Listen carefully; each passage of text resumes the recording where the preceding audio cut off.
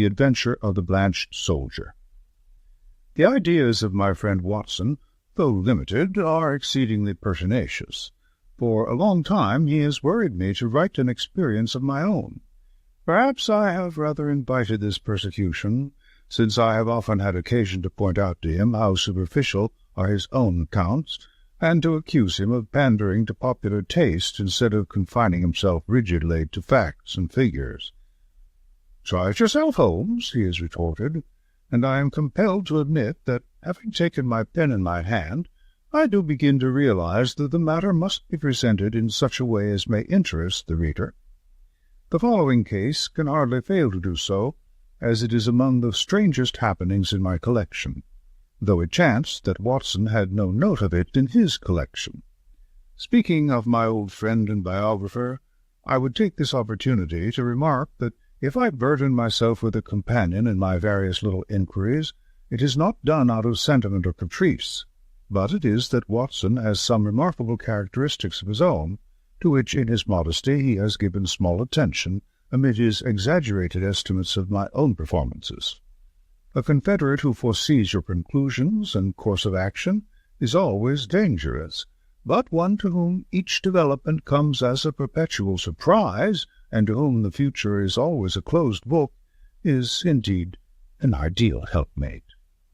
I find from my notebook that it was in January 1903, just after the conclusion of the Boer War, that I had my visit from Mr. James M. Dodd, a big, fresh, sunburned, upstanding Briton. The good Watson had at that time deserted me for a wife, the only selfish action which I recall in our association. I was alone. It is my habit to sit with my back to the window, and to place my visitors in the opposite chair, where the light falls full upon them. Mr. James M. Dodd seemed somewhat at a loss how to begin the interview. I did not attempt to help him, for his silence gave me more time for observation. I have found it wise to impress clients with a sense of power, and so I gave him some of my conclusions. "From South Africa, sir, I perceive." "Yes, sir," he answered, with some surprise. "Imperial Yeomanry, I fancied." "Exactly." "Middlesex Corps, no doubt." "That is so, Mr. Holmes. You are a wizard." I smiled at his bewildered expression.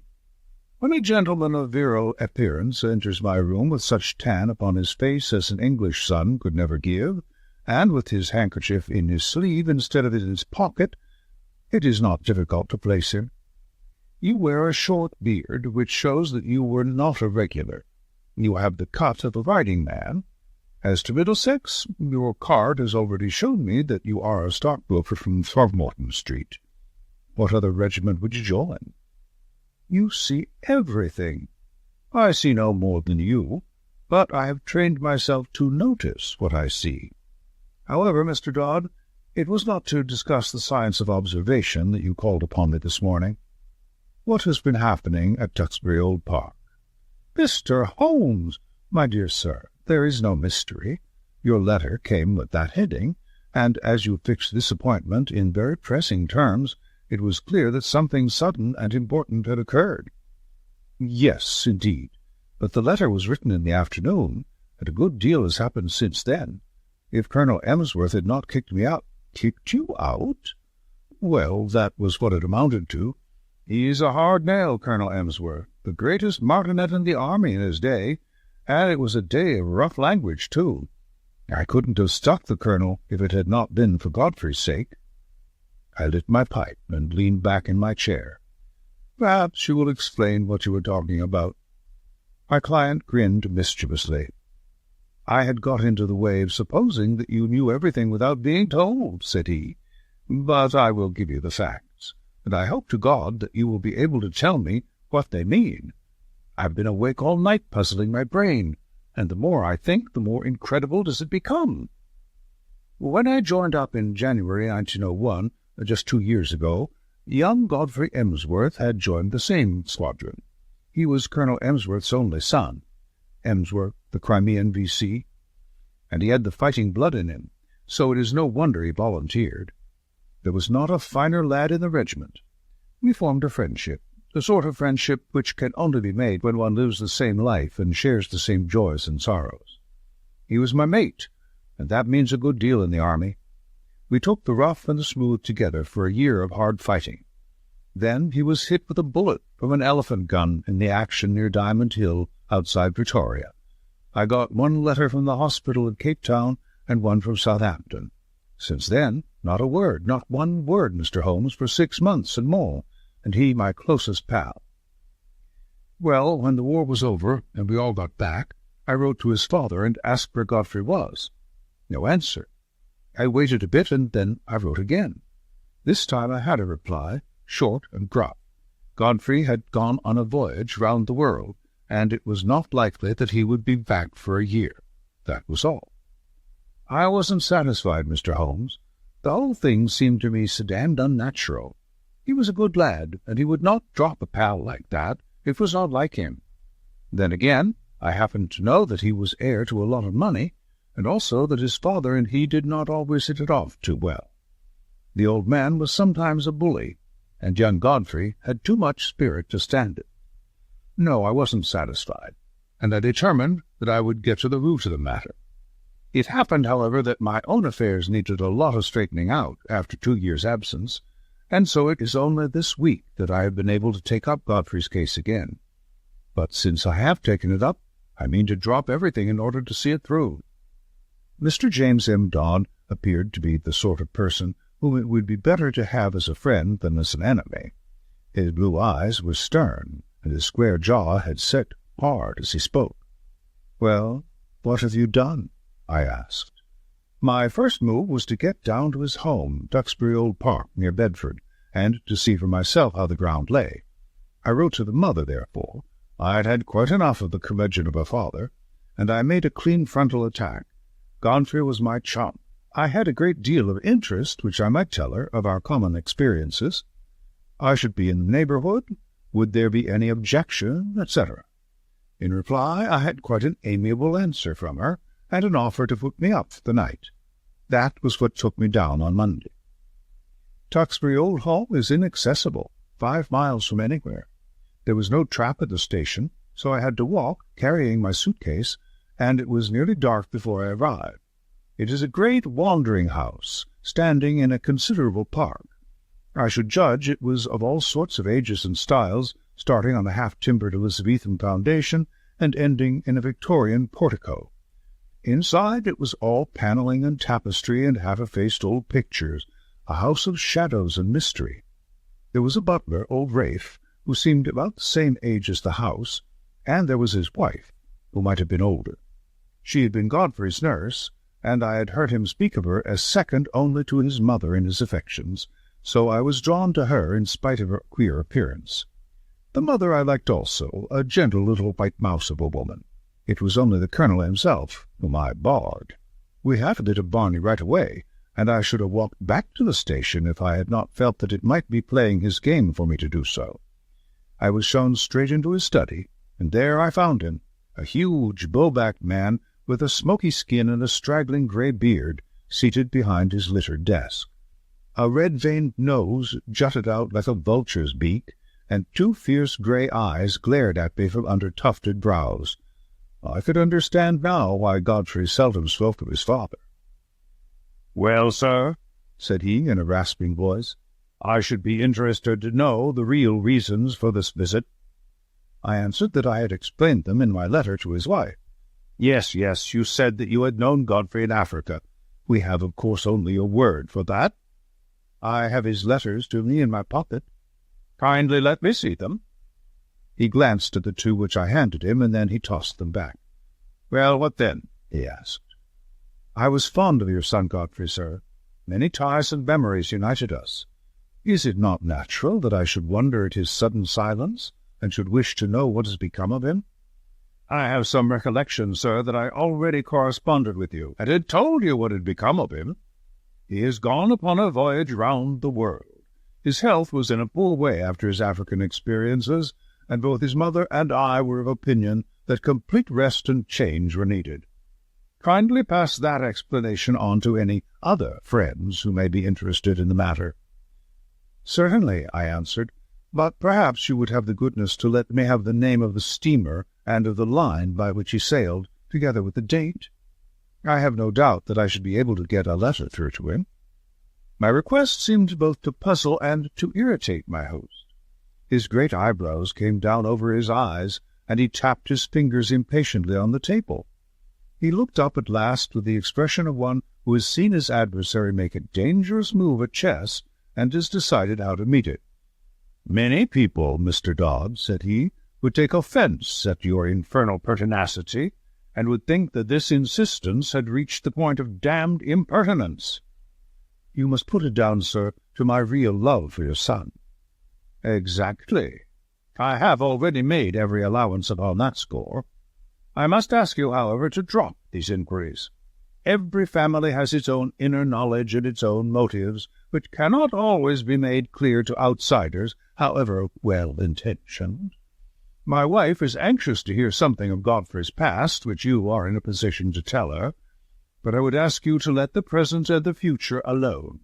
Such inquiries serve no useful purpose, sir, and place us in a delicate and difficult position." So I came to a dead end, Mr. Holmes. There was no getting past it. I could only pretend to accept the situation and register a vow inwardly that I would never rest until my friend's fate had been cleared up. It was a dull evening. We dined quietly, the three of us, in a gloomy, faded old room. The lady questioned me eagerly about her son, but the old man seemed morose and depressed. I was so bored by the whole proceeding that I made an excuse as soon as I decently could and retired to my bedroom. It was a large, bare room on the ground floor, as gloomy as the rest of the house. But after a year of sleeping upon the veldt, Mr. Holmes, one is not too particular about one's quarters. I opened the curtains and looked out into the garden, remarking that it was a fine night with a bright half-moon. Then I sat down by the roaring fire, with the lamp on the table beside me, and endeavoured to distract my mind with a novel. I was interrupted, however, by Rafe, the old butler, who came in with a fresh supply of coals. "I thought you might run short in the night time, sir. It is bitter weather, and these rooms are cold." He hesitated before leaving the room, and when I looked round he was standing facing me with a wistful look upon his wrinkled face. "Beg your pardon, sir, but I could not help hearing what you said of young Master Godfrey at dinner. You know, sir, that my wife nursed him, and so I may say I am his foster father. It's natural we should take an interest. And you say he carried himself well, sir? There was no braver man in the regiment. He pulled me out once from under the rifles of the Boers, or maybe I should not be here." The old butler rubbed his skinny hands. "Yes, sir, yes, that is Master Godfrey all over. He was always courageous. There is not a tree in the park, sir, that he has not climbed. Nothing would stop him. He was a fine boy, and, oh, sir, he was a fine man." I sprang to my feet. "Look here," I cried, "you say he was. You speak as if he were dead. What is all this mystery? What has become of Godfrey Emsworth?" I gripped the old man by the shoulder, but he shrank away. "I don't know what you mean, sir. Ask the master about Master Godfrey. He knows. It is not for me to interfere." He was leaving the room, but I held his arm. "Listen," I said. "You are going to answer one question before you leave, if I have to hold you all night. Is Godfrey dead?" He could not face my eyes. He was like a man hypnotized. The answer was dragged from his lips. It was a terrible and unexpected one. "I wish to God he was," he cried, and, tearing himself free, he dashed from the room. You will think, Mr. Holmes, that I returned to my chair in no very happy state of mind. The old man's words seemed to me to bear only one interpretation. Clearly, my poor friend had become involved in some criminal, or at the least disreputable transaction, which touched the family honour.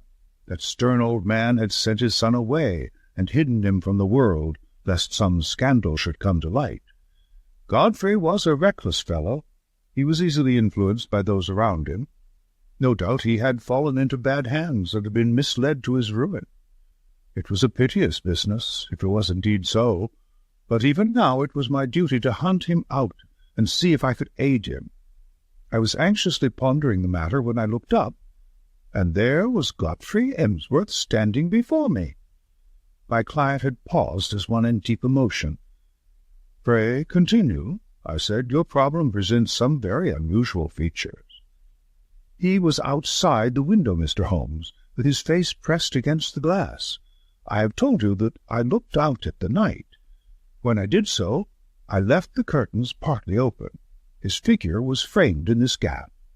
The window came down to the ground, and I could see the whole length of it, but it was his face which held my gaze. He was deadly pale. Never have I seen a man so white. I reckon ghosts may look like that, but his eyes met mine, and they were the eyes of a living man. He sprang back when he saw that I was looking at him, and he vanished into the darkness. There was something shocking about the man, Mr. Holmes. It wasn't merely that ghastly face glimmering as white as cheese in the darkness. It was more subtle than that, something slinking, something furtive, something guilty, something very unlike the frank, manly lad that I had known. It left a feeling of horror in my mind. But when a man has been soldiering for a year or two with Brother Boar as a playmate, he keeps his nerve and acts quickly. Godfrey had hardly vanished before I was at the window. There was an awkward catch, and I was some little time before I could throw it up. Then I nipped through and ran down the garden path in the direction that I thought he might have taken. It was a long path, and the light was not very good, but it seemed to me something was moving ahead of me. I ran on and called his name, but it was no use. When I got to the end of the path, there were several others branching in different directions to various outhouses. I stood hesitating, and as I did so, I heard distinctly the sound of a closing door. It was not behind me in the house, but ahead of me, somewhere in the darkness. That was enough, Mr. Holmes, to assure me that what I had seen was not a vision. Godfrey had run away from me, and he had shut a door behind him. Of that I was certain. There was nothing more I could do, and I spent an uneasy night turning the matter over in my mind and trying to find some theory which would cover the facts. Next day I found the Colonel rather more conciliatory, and as his wife remarked that there were some places of interest in the neighbourhood, it gave me an opportunity to ask whether my presence for one more night would incommode them. A somewhat grudging acquiescence from the old man gave me a clear day in which to make my observations. I was already perfectly convinced that Godfrey was in hiding somewhere near, but where and why remained to be solved. The house was so large and so rambling that a regiment might be hid away in it, and no one the wiser. If the secret lay there, it was difficult for me to penetrate it. But the door which I had heard close was certainly not in the house. I must explore the garden and see what I could find. There was no difficulty in the way, for the old people were busy in their own fashion, and left me to my own devices. There were several small outhouses, but at the end of the garden there was a detached building of some size, large enough for a gardener's or a gamekeeper's residence. Could this be the place whence the sound of that shutting door had come? I approached it in a careless fashion, as though I were strolling aimlessly round the grounds. As I did so, a small, brisk, bearded man in a black coat and bowler hat, and not at all the gardener type, came out of the door. To my surprise, he locked it after him and put the key in his pocket. Then he looked at me with some surprise on his face. "Are you a visitor here?" he asked. I explained that I was, and that I was a friend of Godfrey's. "What a pity that he should be away on his travels, for he would have so liked to see me," I continued. "Quite so, exactly," said he, with a rather guilty air. "No doubt you will renew your visit at some more propitious time."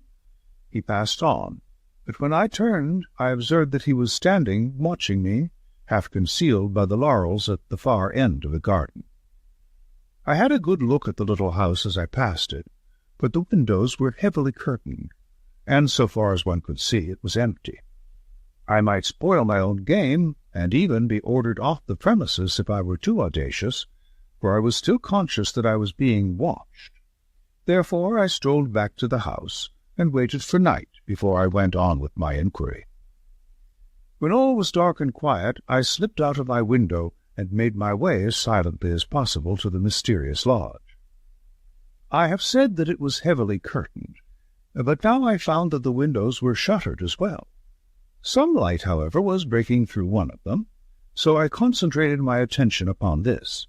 I was in luck, for the curtain had not been quite closed, and there was a crack in the shutter so that I could see the inside of the room. It was a cheery place enough, a bright lamp and a blazing fire.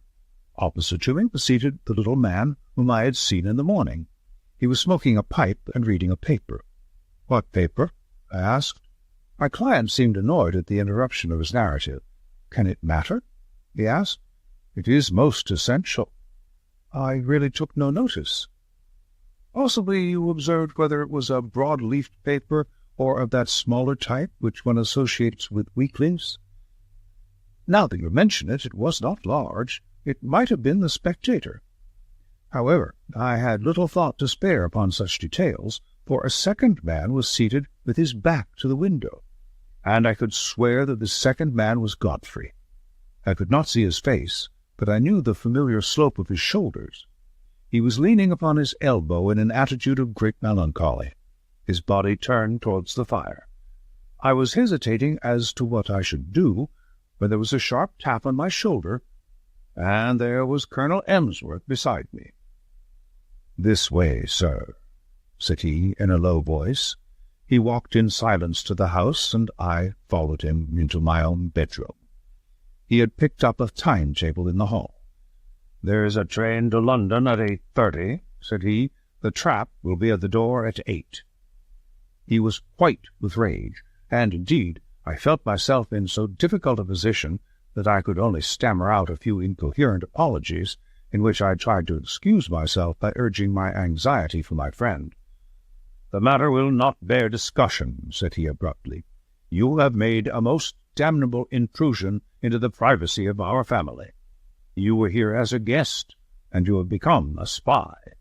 I have nothing more to say, sir, save that I have no wish ever to see you again." At this I lost my temper, Mr. Holmes, and I spoke with some warmth.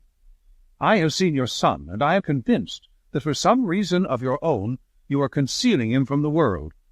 I have no idea what your motives are in cutting him off in this fashion, but I am sure that he is no longer a free agent. I warn you, Colonel Emsworth, that until I am assured as to the safety and well-being of my friend, I shall never desist in my efforts to get to the bottom of the mystery, and I shall certainly not allow myself to be intimidated by anything which you may say or do." The old fellow looked diabolical, and I really thought he was about to attack me.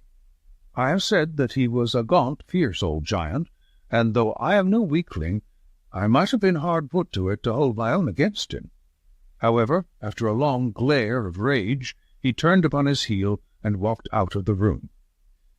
For my part, I took the appointed train in the morning, with the full intention of coming straight to you, and asking for your advice and assistance at the appointment for which I had already written.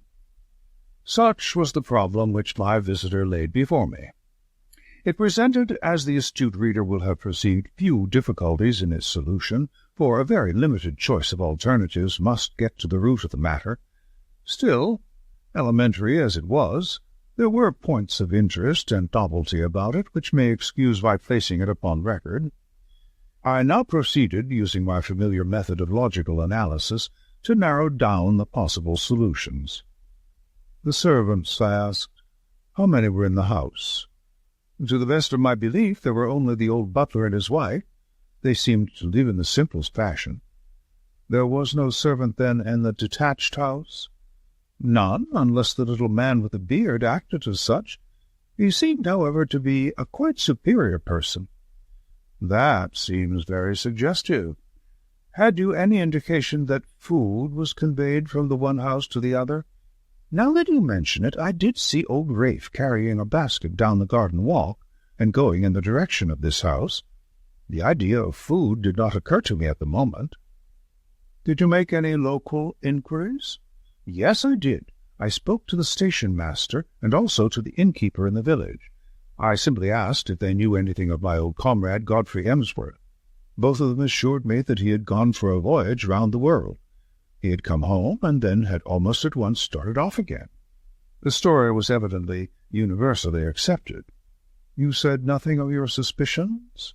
"Nothing." "That was very wise. The matter should certainly be inquired into. I will go back with you to Tuxbury Old Park." "Today?" It happened that at the moment I was clearing up the case which my friend Watson has described as that of the Abbey School, in which the Duke of Greyminster was so deeply involved. I had also a commission from the Sultan of Turkey, which called for immediate action, as political consequences of the gravest kind might arise from its neglect. Therefore it was not until the beginning of the next week, as my diary records, that I was able to start forth on my mission to Bedfordshire, in company with Mr. James M. Dodd. As we drove to Euston, we picked up a grave and taciturn gentleman of iron-grey aspect, with whom I had made the necessary arrangements. "This is an old friend," said I to Dodd. "It is possible that his presence may be entirely unnecessary, and, on the other hand, it may be essential. It is not necessary at the present stage to go further into the matter. The narratives of Watson have accustomed the reader, no doubt, to the fact that I do not waste words or disclose my thoughts while a case is actually under consideration. Dodd seemed surprised, but nothing more was said, and the three of us continued our journey together. In the train I asked Dodd one more question which I wished our companion to hear. "You say that you saw your friend's face quite clearly at the window, so clearly that you are sure of his identity?" "I have no doubt about it whatever. His nose was pressed against the glass. The lamplight shone full upon it." "It could not have been someone resembling him?" No, it was he." "But you say he was changed?" "Only in colour. His face was, how shall I describe it? It was of a fish-belly whiteness. It was bleached." "Was it equally pale all over?" "I think not. It was his brow which I saw so clearly as it was pressed against the window." "Did you call to him?" "I was too startled and horrified for the moment. Then I pursued him, as I have told you, but without result." My case was practically complete, and there was only one small incident needed to round it off. When, after a considerable drive, we arrived at the strange old rambling house which my client had described, it was Rafe, the elderly butler, who opened the door. I had requisitioned the carriage for the day, and had asked my elderly friend to remain within it unless we should summon him. Rafe, a little wrinkled old fellow, was in the conventional costume of black coat and pepper-and-salt trousers, with only one curious variant. He wore brown leather gloves, which, at sight of us, he instantly shuffled off, laying them down on the hall table as we passed in. I have, as my friend Watson may have remarked, an abnormally acute set of senses, and a faint but incisive scent was apparent. It seemed to centre on the hall table. I turned, placed my hat there, and knocked it off, stooped to pick it up, and contrived to bring my nose within a foot of the gloves. Yes, it was undoubtedly from them that the curious tarry odour was oozing. I passed on into the study with my case complete. Alas, that I should have to show my hand so when I tell my own story. It was by concealing such links in the chain that Watson was enabled to produce his meretricious finales. Colonel Emsworth was not in his room, but he came quickly enough on receipt of Rafe's message. We heard his quick, heavy step in the passage. The door was flung open, and he rushed in with bristling beard and twisted features, as terrible an old man as ever I have seen. He held our cards in his hand, and he tore them up and stamped on the fragments. "Have I not told you, you infernal busybody, that you are warned off the premises? Never dare to show your damned face here again. If you enter again without my leave, I shall be within my rights if I use violence. I'll shoot you, sir, by God I will. As to you, sir," turning upon me, "I extend the same warning to you. I am familiar with your ignoble profession, but you must take your reputed talents to some other field. There is no opening for them here."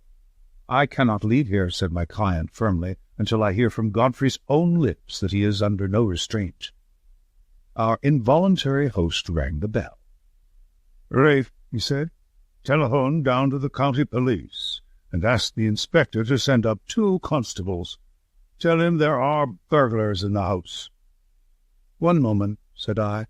"You must be aware, Mr. Dodd, that Colonel Emsworth is within his rights, and that we have no legal status within his house. On the other hand, He should recognize that your action is prompted entirely by solicitude for his son. I venture to hope that if I were allowed to have 5 minutes' conversation with Colonel Emsworth, I could certainly alter his view of the matter." "I am not so easily altered," said the old soldier. "Rafe, do what I have told you. What the devil are you waiting for? Ring up the police." "Nothing of the sort," I said, putting my back to the door. "Any police interference would bring about the very catastrophe which you dread." I took out my notebook and scribbled one word upon a loose sheet. "That," said I, as I handed it to Colonel Emsworth, "is what has brought us here." He stared at the writing with a face from which every expression save amazement had vanished.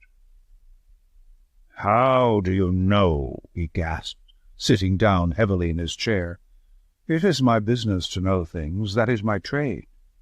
He sat in deep thought, his gaunt hand tugging at his straggling beard. Then he made a gesture of resignation.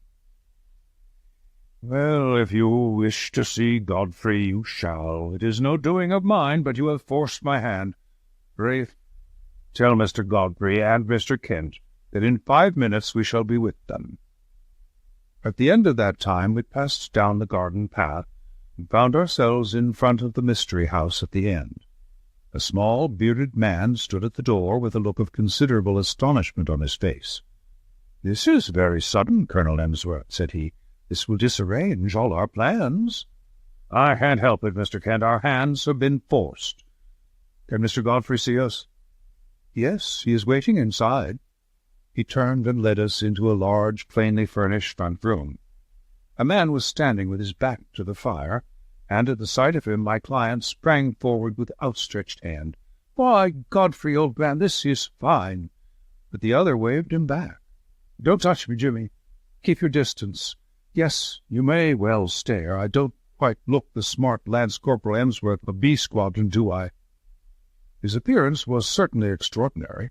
One could see that he had indeed been a handsome man with clear-cut features, sunburned by an African sun, but mottled in patches over this darker surface were curious whitish patches which had bleached his skin.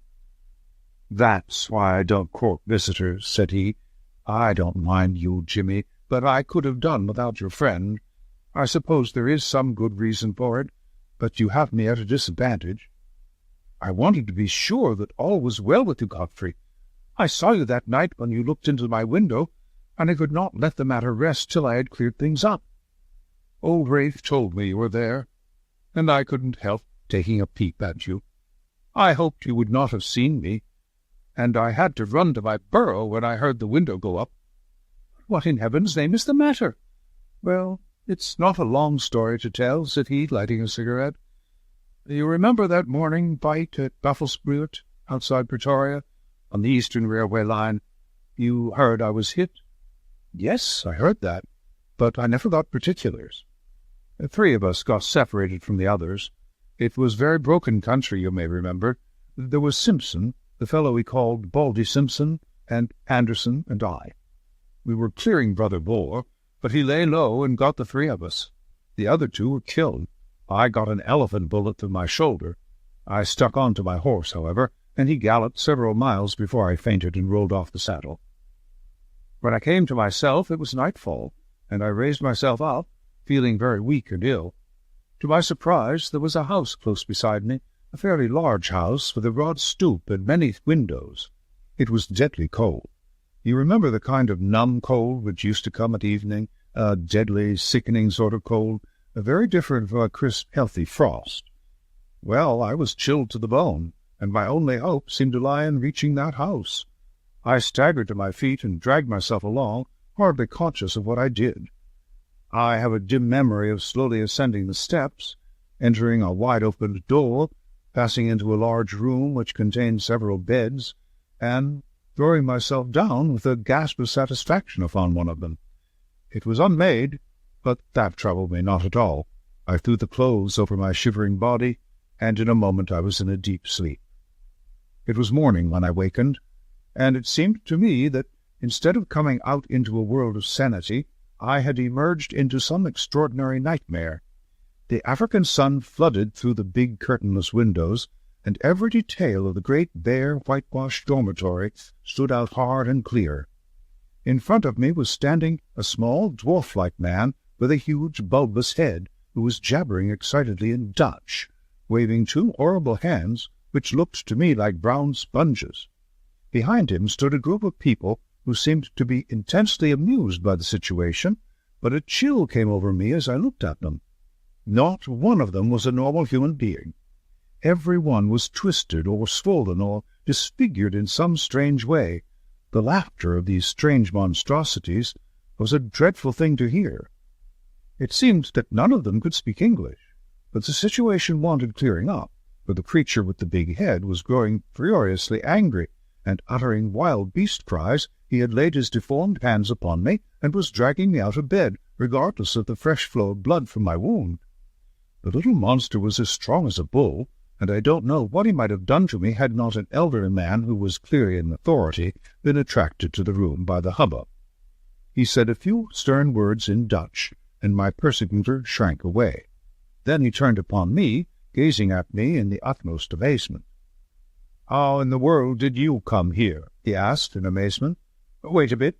I see that you are tired out, and that wounded shoulder of yours wants looking after. I am a doctor, and I'll soon have you tied up. But, man alive, you are in far greater danger here than everywhere on the battlefield. You are in the leper hospital, and you have slept in a leper's bed." Need I tell you more, Jimmy? It seems that, in view of the approaching battle, all these poor creatures had been evacuated the day before.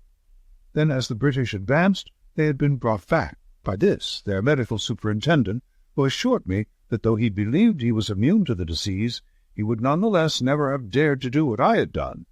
He put me in a private room, treated me kindly, and within a week or so I was removed to the General Hospital at Pretoria. So there you have my tragedy. I hoped against hope, but it was not until I had reached home that the terrible signs which you see upon my face told me that I had not escaped. What was I to do? I was in this lonely house. We had 2 servants whom we could utterly trust. There was a house where I could live. Under pledge of secrecy, Mr. Kent, who was a surgeon, was prepared to stay with me. It seemed simple enough on those lines. The alternative was a dreadful one. Segregation for life among strangers, with never a hope of release. But absolute secrecy was necessary, or even in this quiet countryside there would have been an outcry, and I should have been dragged to my horrible doom. Even you, Jimmy, even you had to be kept in the dark. Why my father has relented I cannot imagine. Colonel Ellsworth pointed to me. This is the gentleman who forced my hand. He unfolded the scrap of paper on which I had written the word leprosy. It seemed to me that if he knew so much as that, it was safer that he should know all. And so it was, said I. Who knows but good may come of it? I understand that only Mr. Kent has seen the patient. May I ask, sir, if you are an authority on such complaints, which I understand tropical or semi-tropical in their nature? I have the ordinary knowledge of the educated medical man, he observed with some stiffness. I have no doubt, sir, that you are fully competent, but I am sure that you will agree that in such a case a second opinion is valuable. You have avoided this, I understand, for fear that pressure should be put upon you to segregate the patient. That is so, said Colonel Emsworth. I foresaw this situation, I explained, and I brought with me a friend whose discretion may absolutely be trusted. I was able once to do him a professional service, and he is ready to advise as a friend rather than as a specialist. His name is Sir James Saunders. The prospect of an interview with Lord Roberts would not have excited greater wonder and pleasure in a raw subaltern than was now reflected upon the face of Mr. Kent. "I shall indeed be proud," he murmured. "Then I will ask Sir James to step this way. He is at present in the carriage outside the door. Meanwhile, Colonel Emsworth, we may perhaps assemble in your study, where I could give the necessary explanations. And here it is that I miss my Watson. By cunning questions and ejaculations of wonder, he could elevate my simple art, which is but systematized common sense, into a prodigy. When I tell my own story, I have no such aid, and yet I will give my process of thought even as I gave it to my small audience, which included Godfrey's mother, in the study of Colonel Emsworth. That process, said I, starts upon the supposition that when you have eliminated all which is impossible, then whatever remains, however improbable, must be the truth. It may well be that several explanations remain, in which case one tries test after test until one or other of them has a convincing amount of support. We will now apply this principle to the case in point. As it was first presented to me, there were three possible explanations of the seclusion or incarceration of this gentleman in an outhouse of his father's mansion. There was the explanation that he was in hiding for a crime, or that he was mad, and that they wished to avoid an asylum, or that he had some disease which caused his segregation. I could think of no other adequate solutions. These, then, had to be sifted and balanced against each other. The criminal solution would not bear inspection. No unsolved crime had been reported from that district. I was sure of that. If there were some crime not yet discovered, then clearly it would be to the interest of the family to get rid of the delinquent and send him abroad rather than keep him concealed at home. I could see no explanation for such a line of conduct. Insanity was more plausible. The presence of the second person in the outhouse suggested a keeper. The fact that he locked the door when he came out strengthened the supposition and gave the idea of constraint. On the other hand, this constraint could not be severe, or the young man could not have got loose and come down to have a look at his friend.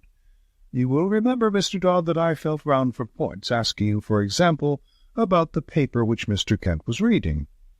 Had it been the Lancet or the British Medical Journal, it would have helped me. It is not illegal, however, to keep a lunatic upon private premises, so long as there is a qualified person in attendance, and that the authorities have been duly notified. Why, then, all this desperate desire for secrecy? Once again, I could not get the theory to fit the facts. There remained the third possibility, into which, rare and unlikely as it was, everything seemed to fit. Leprosy is not uncommon in South Africa. By some extraordinary chance this youth might have contracted it. His people would be placed in a very dreadful position, since they would desire to save him from segregation. Great secrecy would be needed to prevent rumors from getting about, and subsequent interference by the authorities. A devoted medical man, if sufficiently paid, would easily be found to take charge of the sufferer. There would be no reason why the latter should not be allowed freedom after dark. Bleaching of the skin is a common result of the disease. The case was a strong one, so strong that I determined to act as if it were actually proved. When, on arriving here, I noticed that Rafe, who carries out the meals, had gloves which were impregnated with disinfectants, my last doubts were removed. A single word showed you, sir, that your secret was discovered, and if I wrote rather than said it, it was to prove to you that my discretion was to be trusted. I was finishing this little analysis of the case when the door was opened and the austere figure of the great dermatologist was ushered in. But for once his sphinx-like features had relaxed, and there was a warm humanity in his eyes. He strode up to Colonel Emsworth and shook him by the hand. "It is often my lot to bring ill tidings, and seldom good," said he. "This occasion is the more welcome. It is not leprosy." "What?" "A well-marked case of pseudo-leprosy, or ichthyosis, a scale-like affection of the skin, unsightly, obstinate, but possibly curable, and certainly non-infective. Yes, Mr. Holmes, the coincidence is a remarkable one, but is it coincidence? Are there not subtle forces at work of which we know little? Are we assured that the apprehension from which this young man has no doubt suffered terribly since his exposure to its contagion may not produce a physical effect which simulates that which it fears? At any rate, I pledge my professional reputation. But the lady has fainted. I think that Mr. Kent had better be with her until she recovers from this joyous shock." End of The Adventure of the Blanched Soldier.